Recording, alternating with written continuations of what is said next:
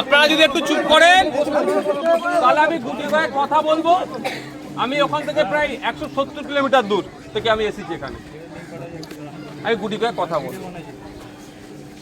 প্রথমত হচ্ছে এই ঘটনাটাকে নিয়ে কেন্দ্র করে মানুষ চাইবে ধর্মীয় উন্মাদনা ছড়ানোর, আমরা সেই ফাঁদে পা দেব না। আমরা দুর্গাপুরের মানুষ, আপনারা যারা দুর্গাপুরে একটা ঐতিহ্য আছে, ইতিহাস আছে, এটা সম্প্রীতির মাটি, ঐক্যের মাটি। এখানে একসাথে আপনারা বিভিন্ন ধর্মের মানুষ, বর্ণের মানুষ, জাতের মানুষ সহাবস্থান দীর্ঘদিন ধরে হয়ে আসছে। কিছু রাজনৈতিক কুচক্রীরা, রাজনৈতিক কারবারিরা এই একসাথে আপনারা বসবাস করছেন, এটাকে তারা নষ্ট করতে চাইছে, ধ্বংস করতে চাইছে। সেই ফাঁদে আমরা পা দেব না।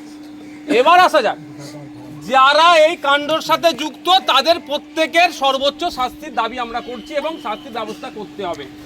ওই লোক দেখানো দুজনকে অ্যারেস্ট করে যদি মনে করে এখানকার প্রশাসন, এখানকার এমপি যারা আছেন শাসক দলের, যে এদেরকে বুঝিয়ে দেবো দুজনকে অ্যারেস্ট করে নিয়েছি, এই গল্প অন্তত আমি শুনবো না।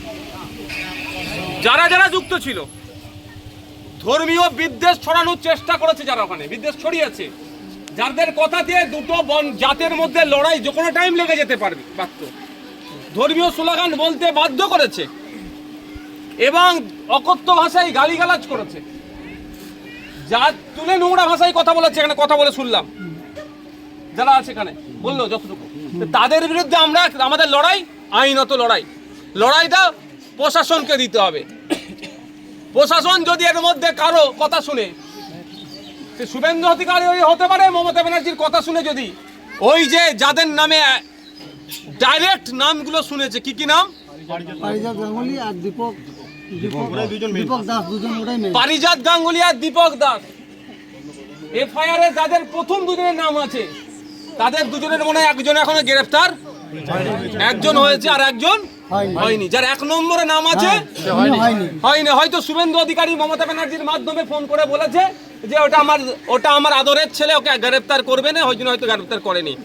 কিন্তু আমি আপনাদের বলে যাচ্ছি, আমি 1 সপ্তাহ টাইম দিচ্ছি, যদি ওই কালপিটটাকে না গ্রেফতার করে তাহলে এর জবাব আমরা গণতান্ত্রিক প্রক্রিয়াতে দেব।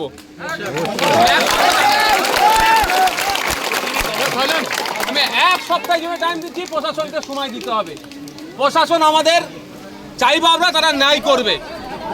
ছাতা লাগবে না, ছাতা লাগবে না, আমার বাপের মেরে মাথা ফাটিয়ে 8টা সেলাই করে দিল, আর আমার মাথায় ছাতা, আমার ছাতার দরকার নেই। তা আমাদেরকে মাথায় রাখতে হবে, যারা ধর্মীয় উন্মাদনা ছড়িয়ে এলাকার মানুষকে উত্তপ্ত করার চেষ্টা করছে, এই সামাজিক ব্যাধিকে আমরা সমাজের সকল স্তরের মানুষকে নিয়ে প্রতিহত করব। এদের বাংলাতে ঠাঁই দেব না। সম্প্রীতির বাংলা, ঐক্যের বাংলা, এই বাংলাতে যারা সম্প্রীতি বিনষ্ট করার চেষ্টা করবে তাদের বিরুদ্ধে আমরা এক হয়ে লড়াই করব। সে যেই জাতেরই মানুষ হোক না কেন, যেই বর্ণেরই মানুষ হোক না কেন, আমাদের এক পাশাপাশি সব অবস্থানকে যারা নষ্ট করতে চাইছে তাদের বিরুদ্ধে আমরা এক হয়ে লড়াই করব। তাই আমি অনুরোধ করব, কারো পাতা ফাঁদে আপনারা পা দেবেন না। আমরা দেখছি কি কি সেকশন দিয়েছে, আমি আমার উকিলের সাথে কথা বলবো। সেকশন যদি অ্যাড করার দরকার হয়, প্রয়োজনে সেকশন অ্যাড করার জন্য আমি কোর্টে যাব, আপনাদের বলে যাচ্ছি। আপনারা বৃষ্টি হচ্ছে, উঠে যান, বৃষ্টির পরে কথা বলছি।